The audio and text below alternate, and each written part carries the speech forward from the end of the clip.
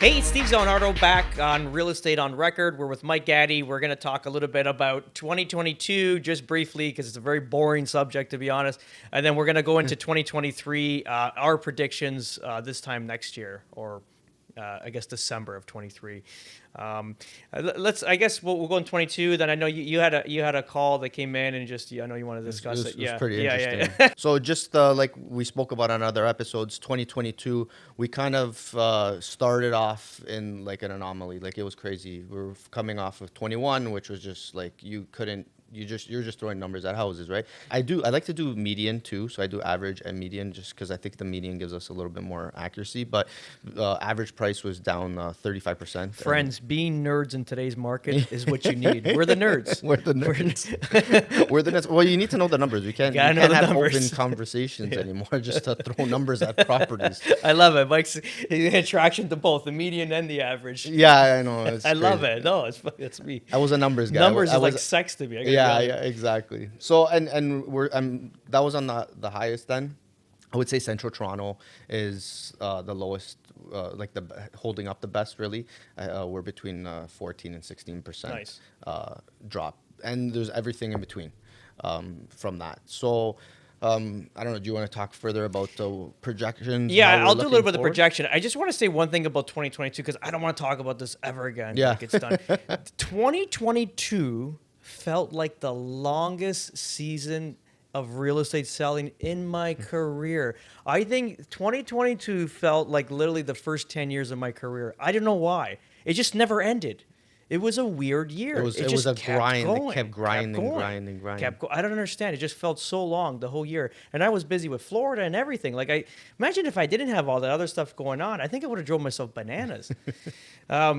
This is just this is caveat there. Just put that in. But 2023, our projection, and we're kind of looking at the data again, guys. We don't know. We don't have the crystal ball, but just based on everything, and we're basing it on debt load that people are carrying, and also like the little things we're hearing here and there with banks with processing foreclosure and stuff like that. But more so, to me, it's all about holding power going forward, right? And Affordability. affordability and what people are on the edge. They've always been on the edge, and they got lucky. And it's not just they got lucky because the market always progressed. And it's not even, forget about the mom and pop or whatever it is, like the regular clients buying, selling that are on the edge. Now we're talking about small, mid, and big builders that are always on the edge. And we know a lot of them that some of the decision making, you're like, you scratch your head. I'm like, did you read anything? Like, did you not know what's going on?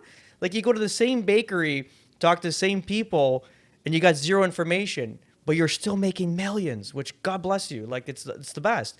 But ultimately, a lot of those guys got lucky because even in 2017, we had that blip. It was like an on and off switch where even though if they were on the edge, they were able to kind of hold, and then the market got back and they were able to go forward. This one's going to be different. This is going to be a deep dive. We know. Listen, I had this conversation yesterday with a client of mine. He's like, I think people get confused with what to look for. If the Bank of Canada on their website says their main goal is to get inflation down to 2%, that's it. That's all you should be looking at. So they're not going to print any more money because that creates inflation. So there's no more help for people. This is it. So basically, the only thing they're going to create, and they mentioned it, is unemployment so people don't spend money, and inflation so people don't spend money. So what they want is people not to spend money. That's how you bring inflation down. Yeah. That's it. So however that relays into the world of everything else, it's going to stem from that. So I don't know why people are you talk to people, they're like bullish. I don't know if they've gone somewhere and they feel happy and they have this optimism. I get it. I'm optimistic. I'm optimistic that I'm going to buy cheap real estate at the end of this year. So it's like, but that's what I'm saying. Like, so what I think going forward this year here, it's going to be a constant grind to the bottom. And then I would hope, like I've been predicting forever since all of last year, is that historically prior to a federal election, they'll reduce interest rates and they're going to fuel back the market to make people feel great. Best thing about humans, short-term memory. They don't forget, they don't remember the past. I don't. I remember everything since I was a kid. So it's like, they'll have short-term memory. The market will be fueled back, and they're going to create obviously some positivity and hopefully try to go for a third term or whatever the term they're at now. So that's that's my prediction. It'd be a grind right to the bottom. And I don't know. My prediction is 20% again below than what we currently have now. So if you have $1 million house, expect like a 200K haircut. Maybe it's extreme. I don't know. We'll see. Well, I kind of agree. We kind of are just starting to talk about recession, right? And we're seeing numbers like already 30+% drop in price, and we're not even technically in a recession. Jobs are still resilient and looking great, right? So you're telling me we dropped 30% in some spots, and we're not going to see another 20% once people start to lose their jobs? Yeah, I think there's not safe to say, but I think I could agree with that. Yeah, Yeah. I think so. One more point on this one. So we have friends that are in the car business and stuff like that too. How many cars are coming back? How many repossessions That's coming stage back? one. Luxury cars, even not even luxury, just the run-of-the-mill Toyota 4Runner, whatever. Like it's still an expensive truck, but not like like an Yeah. AMG G-Wagon. But I'm saying they're getting dropped off. Watches. If you've seen, but prior to like, I love watches. This is my first Rolex, my only Rolex really, but I bought it when I was like 21. I still like imagine 21 years, like still the same. But ultimately, you look at it. If you looked at Rolexes last year for a Submariner, which is like a run-of-the-mill, like beginner, like Rolex, let's call it. It's like a sports watch. They were at when I was looking at them in Miami, like in 2015, 2016, you're like $7,000, five to 7,000. Last year they're like 22 grand. That's crazy. Yeah, and now they're going down. You can pick one up for like 15K. It's just And like, it's still a moving target down. so, oh yeah, Yeah. because a lot of people bought and now they got unload because there was a market with that. They would buy, sell, flip watches, luxury watches. Yeah, and you couldn't get your hands on them. So You couldn't get your hands on it. It's funny like I like watching human behavior where it's just like, I gotta have it now. Why didn't you just wait? Like I didn't buy a watch since 2016. Like I gotta like the last one was that Breitling. Now it's like forget it. Now I want one. As soon as these prices bottom out, I'm gonna buy something that I want. Right? What are you gonna buy? Another watch. Yeah. What's it called? The one I watch it's just a Submariner, right? It's like a diver's watch. It's like James Bond wore it and like Who makes it? Rolex. Oh. Yeah, Rolex Submariner. It's just that everyone has it. It's not like a very special watch, right? But you it's like it because well, James Bond wore it, and it's like it's those watches. If you had to pick one, if it was like you had to like the world was ending, you had to pick one watch. That's the watch you take. and he wants it because he's gonna get it for a deal. well, Yeah, let deal. us know. Yeah. So now someone was commenting about our podcast. Yeah, so no, I was briefly mentioning to you guys. So like I did get a little bit of feedback that we're a little bit bearish on our predictions and maybe to be a little bit more optimistic. And I just want to make it clear. It's not that we're like the end, it's the end of the world. We're just stating like the facts the way they are. And we don't want like it's further like and put yourself in a seller's position. It's to put them in a good position, right?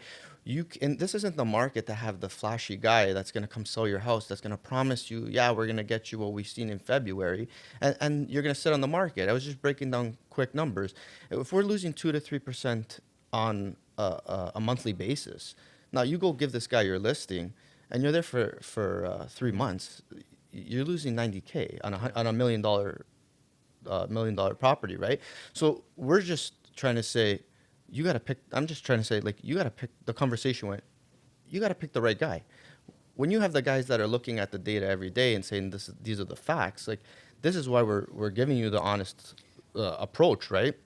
Where we can hopefully get you on the market, and if you listen, we'll get you sold in the time in a quick timing, so you don't lose that 90K. That 90K Exactly. stays in your pocket because it's gonna float right out. And like we said in our last few listings, we've sold in record times right now. So because the people listen, So it's right? not being bearish; it's being realistic. It's being realistic. Can I yeah. can I say something on this? So I got in this business because of how I was misled by realtor, like my realtor at the Yeah. time. She got me into a big shit. I could have lost everything. It was just misdirection. I got into real estate to be better than that. And this is just my natural behavior. We were talking conversations this morning, like things I wouldn't do for money, right? Like I don't care what the amount of money it is. I just couldn't. It'll eat me from the inside out.